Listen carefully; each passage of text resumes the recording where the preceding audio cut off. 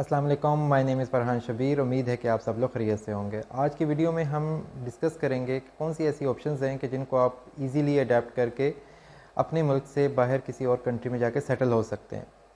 हम आज डिस्कस करेंगे कि स्टडी, वर्क परमिट, इमिग्रेशन और विज़िट वीज़ा के लिए कौन से कंट्रीज सूटेबल हैं और उसके लिए कितना टाइम लगता है और कौन सा ऐसा प्रोसेस है जिसको आप उसको अडेप्ट करें तो अब वो काम प्रोसेस थोड़ा सा आपके लिए जल्दी हो जाएगा।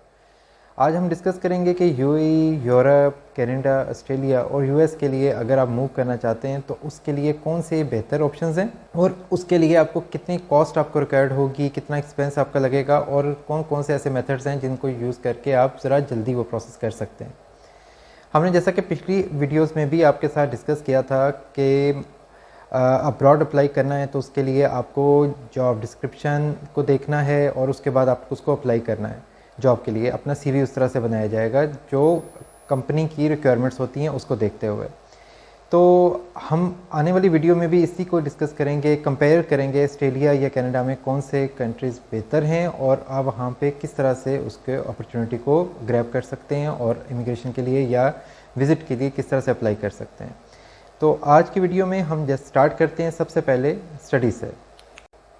जैसा कि आपको मालूम है कि स्टडी के लिए अगर आपने मूव करना है या वर्क परमिट में या इमिग्रेशन के लिए तो सबसे पहले आपको इस चीज़ का प्लान बनाना होगा, अपने एनालाइज करना होगा कि आपने फ्यूचर में कितनी देर की सेटलमेंट करनी है। मिसाल के तौर पे कि आपने सिर्फ स्टडी करना है और वापस आ जाना है, या आपने वहाँ पे उधर पीआर लेनी है, या आपने वहाँ पे उनका पासपोर्ट लेना है।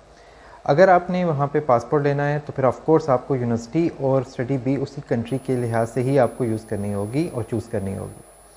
मिसाल के तौर पे कि अगर आप स्टडी वीज़ा पे जाते हो किसी यूरोप में तो ऑफ कोर्स वहाँ के रूल्स कुछ और हैं आपको बाद में पीआर मिलने के, और अगर आप कनाडा जाते हो या ऑस्ट्रेलिया जाते हो तो वहाँ के रूल्स और हैं। अगर आपने यूएई में जाके लॉन्ग टर्म रहना है तो उसके लिए आपके पास ऑप्शंस ये होती हैं कि या तो आप जॉब के लिए अप्लाई करो अपने ही कंट्री से, या वहाँ पे जाके आप फ्रीलांस वीज़ा जो आजकल भी यूएई का ओपन है, इट्स अराउंड 2 इयर्स वीज़ा और उसकी कॉस्ट होती है इनिशियली 4500 दरहम्स। तो वो आपको वीज़ा मिल जाता है और वो आप वहाँ पे जाके आपको कोई जॉब वीज़ा रिक्वायर्ड नहीं करना पड़ता किसी भी एम्प्लॉयर से, और आप वहाँ पे जाके आप रह सकते हो। उसके लिए भी जो उसका लिंक होगा और बाकी फर्दर आपको इसकी एडवाइस चाहिए हो तो आप मेरा चैनल भी सब्सक्राइब करें और मुझसे आप इसके बारे में इन्फॉर्मेशन ले सकते हैं। हम आपको जो भी इन्फॉर्मेशन देंगे वो सारी फ्री ऑफ कॉस्ट इन्फॉर्मेशन होगी। स्टडी के साथ साथ जैसे कि अगर आपने वहाँ पे जाके जॉब अप्लाई करनी है तो जॉब अप्लाई करने के लिए भी आपके पास ऑप्शंस होती हैं कि आपने किस सिटी में जाना है, लाइक दुबई में जाना है, शारजा में या अबू धाबी में। तो वहाँ पे चंद ऐसे फ्री जोन्स हैं कि वहाँ पे जाके आप अपना बिज़नेस भी रजिस्टर करवा सकते हैं, और जॉब के लिए अगर आपको अपॉर्चुनिटी उस तरह से नहीं मिलती तो बिज़नेस रजिस्टर करवा के भी आप अपना बिज़नेस भी कर सकते हैं। वहाँ पे सेटलमेंट भी आप ले सकते हैं for the not long term, but of course कि वो आपके कंट्री, अगर आप एशिया में रहते हैं तो वो आपके लिए ज़्यादा ईजी हो जाता है कि आप ट्रैवल करके वापस आ सकते हैं। इसी तरह से अगर हम मूव करते हैं, विज़िट भी हमने डिस्कस कर लिया। Visit is really simple, it's around आजकल की कॉस्ट के लिहाज से 30 to 35,000 उसका वीज़ा फ़ीस है और वो आप पे करते हो और आप मिडल ईस्ट चले जाते हो। अदरवाइज़ अगर आप स्टडी के लिए जाना चाहते हो तो स्टडी के लिए अदर ऑप्शंस आपके पास अवेलेबल हैं इस वक्त यूरोप में, यूके में, कनाडा, यूएस और ऑस्ट्रेलिया में। हम वन बाय वन अगर यूरोप को डिस्कस करते हैं तो यूरोप में आप स्टडी वीज़ा पे तो आप जा सकते हो और वहाँ पे स्कॉलरशिप्स भी अवेलेबल हैं। और स्कॉलरशिप की अगर हम बात करें तो इस टाइम पे स्कॉलरशिप्स की अवेलेबिलिटी यूरोप में इस तरह से है कि अगर आपको फ़ीस वो फ्री कर देते हैं, लेकिन आपको वहाँ के एक्सपेंसेस बियर करने पड़ते हैं। मींस के अकोमोडेशन, अगर आपके साथ कोई डिपेंडेंट है तो आप डिपेंडेंट को साथ लेके जाते हो तो उसके भी एक्सपेंसेस होते हैं और वो एक्सपेंसेस आपको बियर करने पड़ेंगे। और ऑस्ट्रिया जो है इट्स अराउंड अबाउट, उसकी फ़ीस जो है बहुत नॉर्मल फ़ीस है, पाकिस्तान या इंडियन रुपीज़ में देखी जाए तो वो अराउंड 4 to 5 लाख रुपीज़ में आप वहाँ पे जाके रह सकते हो। इसकी फ़ीस भी नॉर्मल फ़ीस है ऑस्ट्रिया के लिए। हम ऑस्ट्रेलिया की नहीं, ऑस्ट्रिया की बात कर रहे हैं और ये यूरोप में है और इसकी फ़ीस भी अराउंड 1000 से $1500 फ़ीस है। लेकिन उसके साथ साथ आपको एक्सपेंसेस बाकी जो है वो बियर खुद से करने होते हैं और आपके पास मिनिमम भी 3 मिलियन तक की आपके पास एक्सपेंस ऑफ कोर्स आपने वहाँ पे जाके करने हैं तो आपके पास होने चाहिए। बाकी जॉब वहाँ पे आप कर सकते हो, आपका जो डिपेंडेंट साथ जाएगा वो जो वहाँ पे जाके जॉब कर सकता है। बट एक चीज़ का बहुत ख्याल रखना पड़ेगा आपको कि वहाँ पे आपको पीआर इतनी आसानी से नहीं मिलता। पासपोर्ट अभी आपको अराउंड 8 to 9 ईयर्स लग जाते हैं उसका पासपोर्ट मिलने में। और वहाँ पे सबसे बड़ा लैंग्वेज बैरियर है, क्योंकि उस कंट्री की लैंग्वेज आपको आना बहुत ज़रूरी है। इसी तरह से ऑस्ट्रिया के साथ है जर्मनी भी, स्पेन भी और पुर्तगाल भी। तो ये 3 कंट्रीज़ में भी स्टडीज़ जो हैं वो अवेलेबल हैं। जैसा स्वीडन में स्टडी के लिए आप जा सकते हो, स्वीडन के स्कॉलरशिप्स भी हैं, जो इस साल के तो स्कॉलरशिप्स उनके ख़त्म हो गए हैं, अभी फर्दर उनके स्कॉलरशिप स्टार्ट होंगे सितंबर अक्टूबर से। लेकिन आप वहाँ पे अगर आप जाते हो तो आपके पास जर्मनी की एजुकेशन कई ऐसी यूनिवर्सिटीज़ हैं जो हम आपके साथ डिस्कस करेंगे, और मैं आपके साथ लिंक भी शेयर करूँगा। क्योंकि कई ऐसी यूनिवर्सिटीज़ हैं कि जहाँ पे आप जाके फ्री ऑफ कॉस्ट एजुकेशन तो ले सकते हो, लेकिन आपको स्कॉलरशिपली सेपरेटली नहीं दिया जाएगा स्कॉलरशिप, और आपको वही फ़ीस के फ्री कर देते हैं आपको, लेकिन आपको बाकी एक्सपेंसेस बियर करने पड़ेंगे। अगर आप कनाडा जाते हैं, कनाडा में भी आपके पास यूनिवर्सिटी ऑफ अल्बर्टा अवेलेबल है, यूनिवर्सिटी ऑफ ओंटारियो और वाटरलू भी अवेलेबल है, जहाँ पे स्कॉलरशिप्स अवेलेबल हैं, और आप वहाँ पे स्कॉलरशिप्स अप्लाई करते हो और उसके बाद फर्दर आपको ऑप्शंस अवेलेबल होती हैं कि आप अगर आपकी स्टडी कंप्लीट हो जाती है तो 2 ईयर्स का वर्क परमिट आपको मिलता है, और उसके बाद आप वहाँ पे पीआर के लिए अप्लाई करते हो और उसको फर्दर आगे लेके मूव करते हो। लेकिन आजकल के दिनों में स्टडी और वर्क परमिट कनाडा का थोड़ा सा मुश्किल है, क्योंकि वो ज़्यादातर प्रेफर कर रहे हैं अपने इंटरनल लोगों को जो वहाँ पे ऑलरेडी मौजूद हैं। तो study, visit visa, work permit और इमिग्रेशन आजकल कनाडा के लिए थोड़ी सी टफ़ है, उसको हम अगली जाके इसको भी हम डिस्कस करते हैं।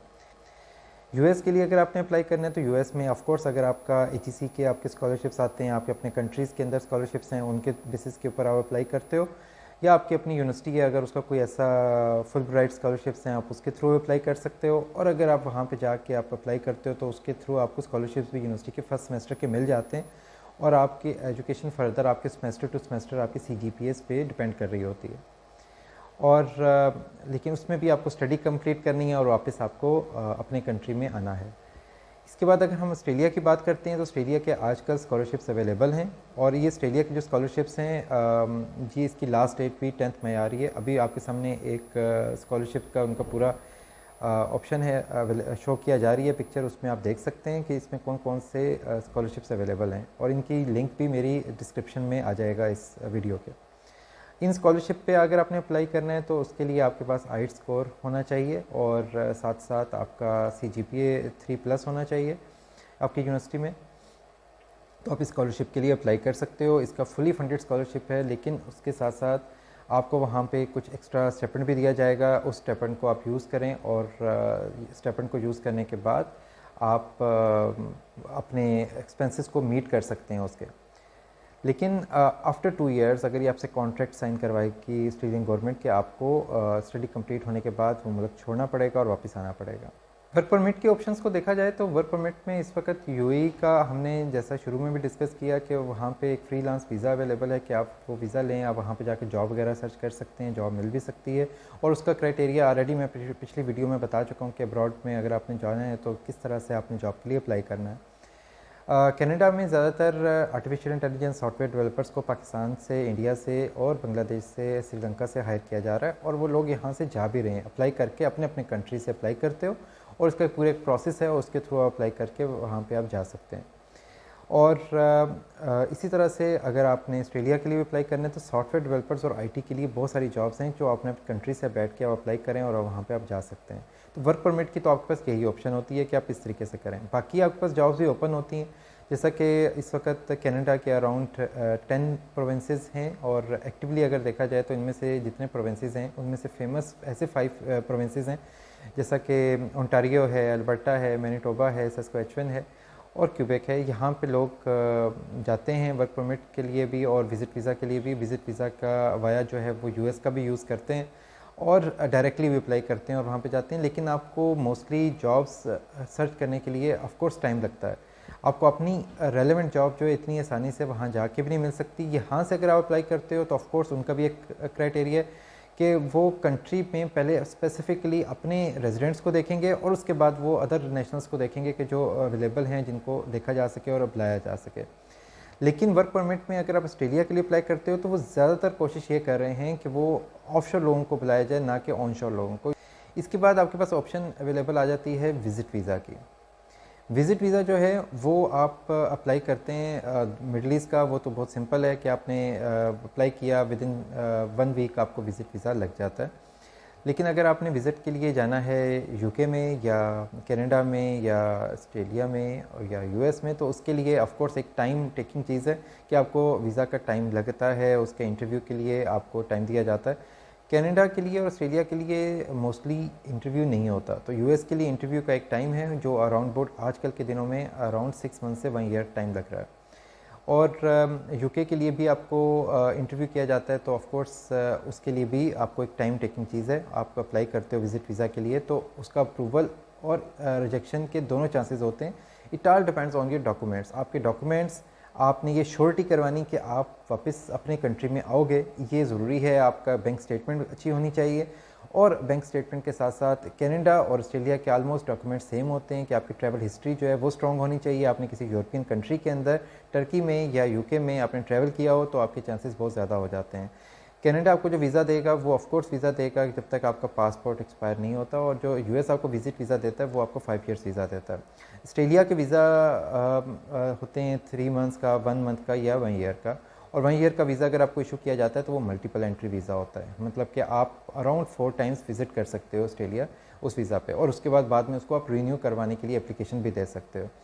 ऑस्ट्रेलिया के वीज़ा के बाद आपके पास ये ऑप्शन भी ओपन हो जाती है, क्योंकि ऑस्ट्रेलिया एक कॉन्टिनेंट है और न्यूजीलैंड उसके अंदर आता है, अगर आपको इस चीज़ की इन्फॉर्मेशन है, और बाकी काफ़ी सारे कंट्रीज़ भी इसके अंदर आते हैं। तो आप ऑस्ट्रेलिया के वीज़ा लेने के बाद न्यूजीलैंड का वीज़ा अप्लाई करो, तो आपके चांसेस जो हैं वो अराउंड 98-99% ओपन हो जाते हैं।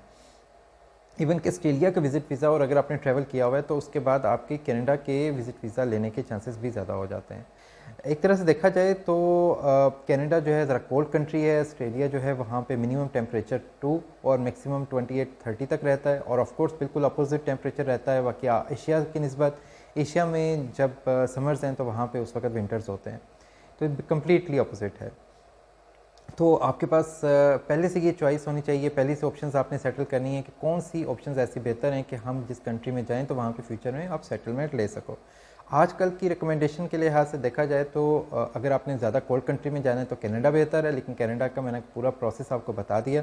इमिग्रेशन पे करने के लिए आपको एक इमिग्रेशन का पूरा प्रोसेस है, और इमिग्रेशन के लिए आपके पॉइंट्स हैं। अगर एक्सप्रेस एंट्री में जाना है या पीएनपी प्रोग्राम में जाना है तो उसके लिए पॉइंट्स रिक्वायर्ड होते हैं, और वो पॉइंट्स जो हैं वो ऑफ कोर्स आपको एक्सप्रेस एंट्री के लिए पूरे कनाडा में कहीं पे भी आप रह के जॉब कर सकते हो, और आपकी पीआर आपको अपने ही कंट्री से मिल जाती है, और वहाँ पे जाके आप पासपोर्ट के लिए अप्लाई करते हो आफ्टर 3 ईयर्स 1060-50 डेज़ के बाद।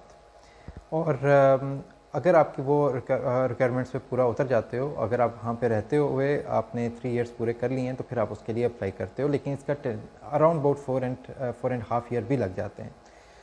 आजकल के जैसा पिछले दिनों कोविड केसेस थे तो अराउंड 5 to 6 ईयर्स तक भी इसका टाइम लगता रहा है। अच्छा, और इमिग्रेशन के लिए ऑफ कोर्स आपके पास पीएनपी की भी ऑप्शंस अवेलेबल हैं कि अगर आपने अपना उसका स्कोर जो है नहीं फुलफ़िल कर सकते, जैसा कि 30 ईयर्स से ज़्यादा अगर आपकी एज है, अगर आपका आइट्स पूरा नहीं आ रहा, आपकी 16 ईयर्स डिग्री से ज़्यादा की आपकी क्वालिफिकेशन है, तो फिर तो ज़ाहिर सी बात आपके पॉइंट्स बेहतर होंगे। लेकिन अगर 16 ईयर्स से कम की आपकी क्वालिफिकेशन है तो फिर आपके पॉइंट्स भी पूरे नहीं हैं, तो आपको पीएनपी प्रोग्राम्स पे जाना पड़ता है। पीएनपी में ओंटारियो का प्रोग्राम भी ओपन है, अल्बर्टा का भी है, मैनीटोबा का भी है, सस्क्वेचुअन का भी है, और उसके साथ साथ नोवा स्कॉशिया और यूक्रेन के ऑप्शंस भी अवेलेबल हैं, और अभी रिसेंटली न्यू ब्रंसविक का भी पीएनपी प्रोग्राम्स ओपन हुए हैं, तो वो भी आपके पास ऑप्शंस अवेलेबल होती हैं, और उन प्रोविंसेस को 1 by 1 हम नेक्स्ट वीडियो में डिस्कस कर रहे होंगे। अभी हमने बेसिकली मेनली आपके साथ डिस्कस ये करना था कि स्टडी में अगर आप जिन कंट्रीज़ में जाते हो वो कौन से बेहतर हैं, और अगर आप इमिग्रेशन या वर्क परमिट पे जाते हो तो उसके लिए कौन सी ऑप्शंस बेहतर हैं। ऑस्ट्रेलिया की इमिग्रेशन के लिए 2 ऑप्शंस होती हैं, एक सब क्लास 189 एंड सब क्लास 190। 189 होती है फॉर कम्प्लीटली ऑस्ट्रेलिया में किसी भी जगह पे आप जाके रह सकते हो। इसका प्रोसेस मिनिमम 6 मंथ से लेके 1 ईयर का प्रोसेस होता है, और आपके पास पीटी या आइट्स का टेस्ट होना चाहिए, और उसमें स्कोर अगर आपका 79 पीटी में और आइट्स में अराउंड 8 आपने ऑल 8 ले लिए हैं, तो ऑफ कोर्स आपके चांसेस जो हैं वो काफ़ी ज़्यादा होते हैं। अगर आपका एक्सपीरियंस भी है और उसके साथ साथ आपकी एजुकेशन भी 18 ईयर्स डिग्री या 16 ईयर्स डिग्री है, और आपकी एज भी अराउंड 30 से 35 ईयर्स तक है या 37 ईयर्स तक है, तब भी आप इसके लिए अप्लाई कर सकते हो इमिग्रेशन में। लेकिन आपका ऑक्यूपेशन लिस्ट में ऑफ कोर्स वो लिस्ट में आपका जो ऑक्यूपेशन है वो होना चाहिए। अगर आप सब क्लास 189 में अप्लाई कर रहे हो। अदरवाइज़ इनकी सब क्लास 190 भी है, लेकिन उसके ड्राज बहुत कम हैं जो आजकल के दिनों में चल रहे हैं। तो ज़्यादातर ड्राज जो हैं वो ओवरऑल ऑस्ट्रेलिया के लिए ही ओपन ऑप्शंस में अवेलेबल हैं। तो आप उसके लिए असेसमेंट करवा सकते हो यहाँ पे भी किसी कंसल्टेंट से, और अदरवाइज़ डायरेक्टली ऑस्ट्रेलियन बॉडी से भी आप उसकी असेसमेंट करवा सकते हैं। तो ये आपके सामने, जैसा कि हमने डिस्कस किया कि इमिग्रेशंस के ऑप्शंस भी अवेलेबल हैं, स्टडी के भी हैं, वर्क परमिट के भी हैं, और विज़िट के भी हैं। विज़िट तो ऑफ कोर्स आप जाओगे, और अगर आपने टूरिज़म में आपका इंटरेस्ट है तो तभी आप वहाँ जाके विज़िट करोगे उन प्लेसेस को, और आपको वापस आना होगा। टूरिज़म के लिए या विज़िट वीज़ा के लिए आपको जो जो डॉक्यूमेंट्स रिक्वायर्ड है, हम आपको फ्री ऑफ कॉस्ट ये सर्विसेज दे सकते हैं कि आपको बता सकें कि कौन सी ऑप्शंस अवेलेबल हैं। लेकिन आपको पहले से वर्कआउट करना है कि आपने सेटलमेंट लेनी है या सिर्फ आपने टूर करना है और वापस आना है। टूर करना है, वापस आना है, तो आप विज़िट वीज़ा अप्लाई करोगे। तो ये ऑप्शंस आपके पास अवेलेबल हैं। इसमें फ़र्दर आपने कुछ भी डिस्कस करना हो आप मुझसे पूछ भी सकते हैं। सब्सक्राइब कर लें मेरे चैनल को, ताकि आपके पास फ़र्दर भी बेहतर इन्फॉर्मेशन मिल सके। हम नेक्स्ट वाली वीडियो में डिस्कस करेंगे कि अगर आप ऑस्ट्रेलिया लैंड करते हो या कनाडा लैंड करते हो तो वहाँ पे भी आपके पास क्या कॉस्ट ऑफ लिविंग होना चाहिए, क्या कल्चर किस टाइप का है वहाँ पे, और आप अपने बच्चों के साथ वहाँ पे जाके किस तरह से सर्वाइव कर सकते हैं। ये सारी इन्फॉर्मेशन हम अपने आने वाली वीडियो में भी डिस्कस करेंगे नेक्स्ट वीक में। तो आप सब्सक्राइब करें और चैनल को, और फर्दर आप कुछ भी एडवाइस लेनी हो तो आप मुझसे पूछ सकते हैं। Thank you. अल्लाह हाफिज़।